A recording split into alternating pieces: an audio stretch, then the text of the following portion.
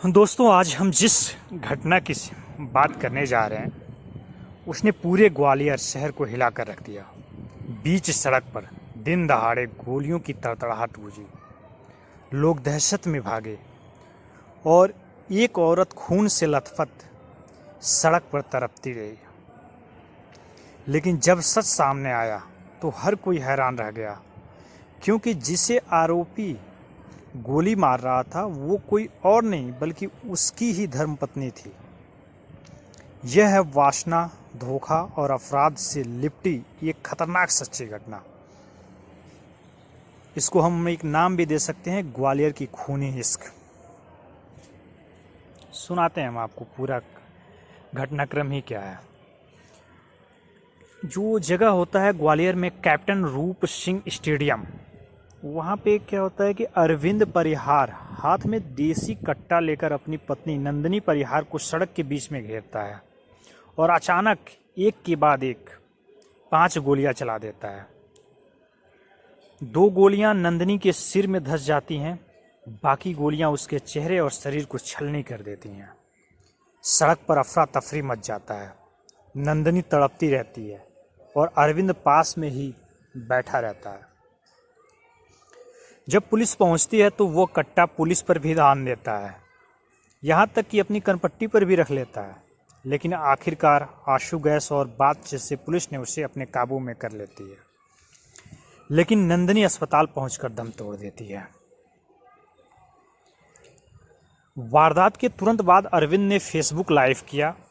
कैमरे के सामने बोला, यह मेरी पत्नी है। इसके साथ बॉयफ्रेंड और अंकुश पाठक थे, जो मौके से भाग गए।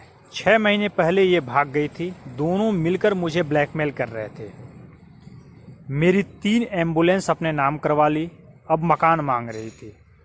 शिकायत करने के बाद भी कहीं सुनवाई नहीं हुई। सोचिए, लाइव फेसबुक पे टेलीकास्ट कर रहा है। अब आते हैं थोड़ा नंदिनी का अतीत जान लेते हैं।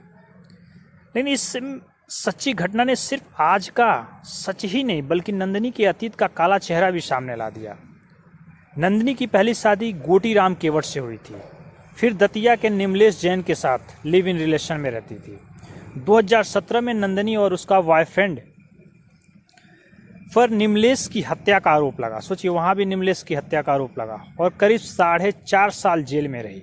ये जेल काट के आई हुई नंदिनी। जेल से छूटने के बाद नंदिनी अलग अलग युवकों छोटू और फिरोज खान के साथ लिव इन रिलेशन में रही। यानी रिश्ते, धोखे और अपराध की एक लंबी कड़ी उसके जीवन से जुड़ी थी। नंदिनी भी शिकायत की थी। दूसरी तरफ नंदिनी भी अपने पति अरविंद पर गंभीर आरोप लगाती रही। जन सुनवाई में उसने कहा था, मेरे पति पूजा नाम की लड़की के साथ अफेयर है उनका। वो मेरे एआई वीडियो बनाकर मुझे बदनाम कर रहे हैं और मेरे न्यूड फोटो एडिट करके वायरल कर रहे हैं। मुझ पर दबाव डालते हैं कि समझौता कर लो वरना बर्बाद कर दूंगा। उसने यह भी बताया कि अरविंद ने पहले उस पर गाड़ी चढ़ाने की कोशिश की थी और अब सोशल मीडिया पर लगातार गंदे पोस्ट डालकर उसे और उसके परिवार को बदनाम कर रहा था। यानी एक तरफ नंदिनी अपने पति पर इल्जाम लगा रही थी तो दूसरी तरफ अरविंद उसके बेवफाई और ब्लैकमेलिंग को दोषी ठहरा रहा था। दोनों के रिश्ते में नफरत, शक और धोखे की आग इतनी बढ़ चुकी थी कि बीच सड़क पर यह खौफनाक अंजाम सामने आया। सोचिए, मतलब दोनों के दोनों माहिर हैं। अब क्या है सच्ची इसके बाद क्या खुल के आती है और क्या क्या चीज़ें खुल के आती है, क्योंकि वो भी अपराधी प्रवृत्ति की रही है और ये तो अपराध कर ही दिया। ये नहीं भी रहा होगा तब अपराध कर दिया। अब ये भी जेल जाएंगे। उधर नंदिनी भी काट के आई है तो अब समाप्ति हो गई, उसकी कहानी ही समाप्त हो गई। लिव इन रिलेशन मतलब वो उसके भी जो भी कहा जाए, चरित्र कह लीजिए या जो कह लीजिए, वो सही नहीं थे किसी भी कंडीशन में।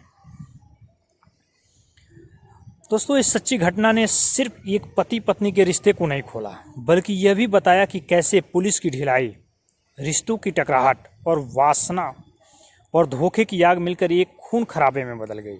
सोचिए, अगर पुलिस ने समय रहते कार्रवाई की होती, अगर समाज ने सही वक्त पर बीच बचाव किया होता, तो क्या नंदिनी आज जिंदा होती या फिर अरविंद जेल जाने की जगह सामान्य जिंदगी जी रहा होता। लेकिन सच्चाई ये है दोस्तों, इस घटना का अंत सड़क पर खून से लथपथ लाश के साथ हुआ। पति ने पत्नी को मौत के घाट उतारा और अब पूरा ग्वालियर इस रिश्ते की सच्चाई को लेकर सन्न है।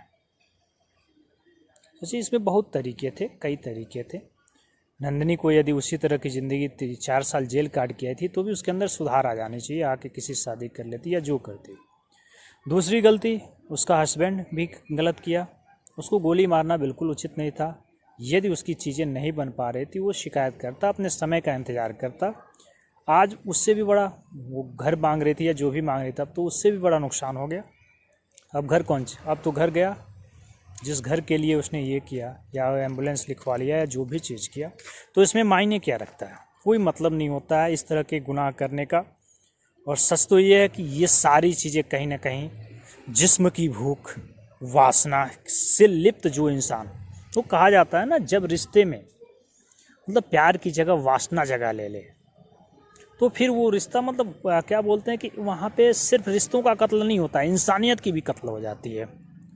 अब इन्होंने सब लोगों ने कांड करके अपना निकल लिए, लेकिन आगे पीछे कौन क्या, माँ बाप कैसे ज़िंदगी जिएंगे, कौन क्या करेगा, सारी चीज़ें कैसे क्या होंगी, सोच के सब मतलब ये सोच के आप देखिए, अपने मन से सोच के देखिए कि इस तरह की ज़िंदगी में कैसे क्या होता है। दोस्तों, यह थी आज की सच्ची घटना।